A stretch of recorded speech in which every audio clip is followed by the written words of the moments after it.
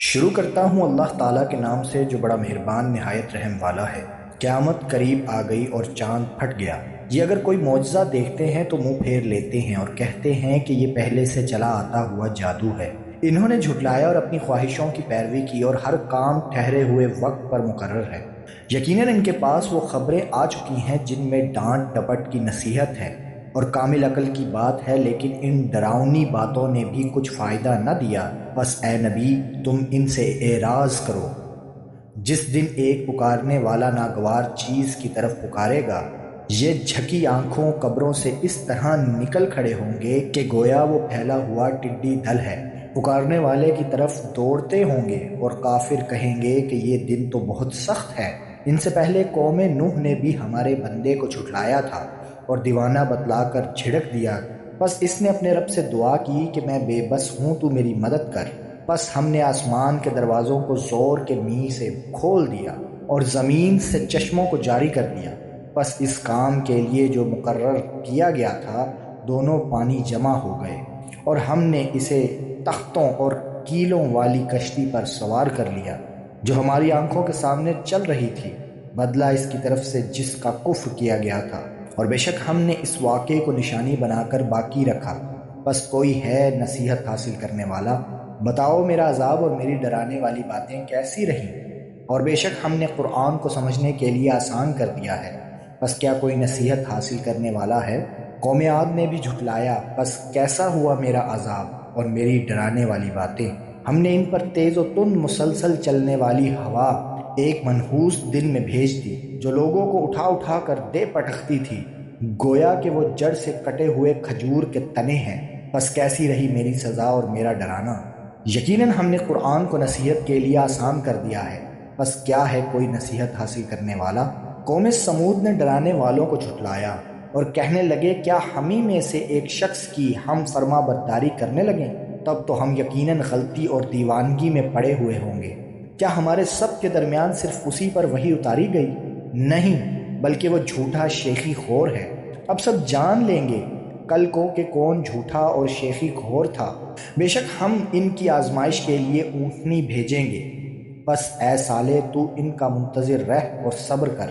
ہاں، انہیں خبردار کر دے کہ پانی ان میں تقسیم شدہ ہے، ہر ایک اپنی باری پر حاضر ہو۔ انہوں نے اپنے ساتھی کو آواز دی جس نے اونٹنی پر وار کیا اور اس کی کونچیں کاٹ دی۔ بس کیوں کر ہوا میرا عذاب اور میرا ڈرانا؟ ہم نے ان پر ایک چیخ بھیجی، بس ایسے ہو گئے جیسے باڑ بنانے والے کی روندی ہوئی گھاس، اور ہم نے نصیحت کے لیے قرآن کو آسان کر دیا۔ بس کیا ہے کوئی جو نصیحت قبول کرے؟ قوم لوط نے بھی ڈرانے والوں کی تکذیب کی۔ بے شک ہم نے ان پر پتھر برسانے والی ہوا بھیجی، سوائے لوط علیہ السلام کے گھر والوں کے، انہیں ہم نے سحر کے وقت نجات دے دی۔ اپنے احسان سے ہر شکر گزار کو ہم اسی طرح بدلہ دیتے ہیں۔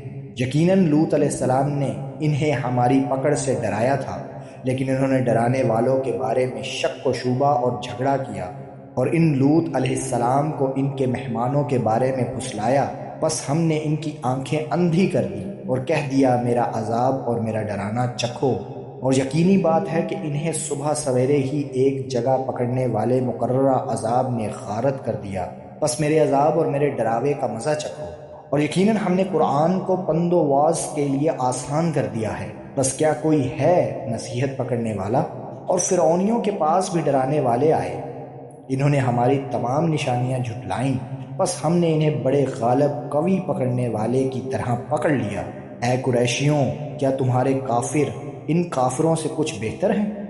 یا تمہارے لیے اگلی کتابوں میں چھٹکارا لکھا ہوا ہے؟ یا یہ کہتے ہیں کہ ہم غلبہ پانے والی جماعت ہیں؟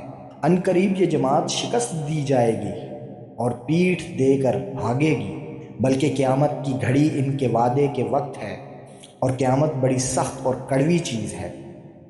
بے شک گناہگار گمراہی میں اور عذاب میں ہیں، جس دن وہ اپنے منہ کے بل آگ میں گھسیٹے جائیں گے اور ان سے کہا جائے گا، دوزخ کی آگ لگنے کے مزے چکھو۔ بے شک ہم نے ہر چیز کو ایک مقررہ اندازے پر پیدا کیا، اور ہمارا حکم صرف ایک دفعہ کا ایک کلمہ ہی ہوتا ہے، جیسے آنکھ کا جھپکنا، اور ہم نے تم جیسے بہتروں کو ہلاک کر دیا ہے۔ بس کوئی ہے نصیحت لینے والا؟ جو کچھ انہوں نے اعمال کیے ہیں سب نام و اعمال میں لکھے ہوئے ہیں، اسی طرح ہر چھوٹی بڑی بات بھی لکھی ہوئی ہے۔ یقیناً ہمارا ڈر رکھنے والے جنتوں اور نہروں میں ہوں گے، راستی اور عزت کی بیٹھک میں قدرت والے بادشاہ کے پاس۔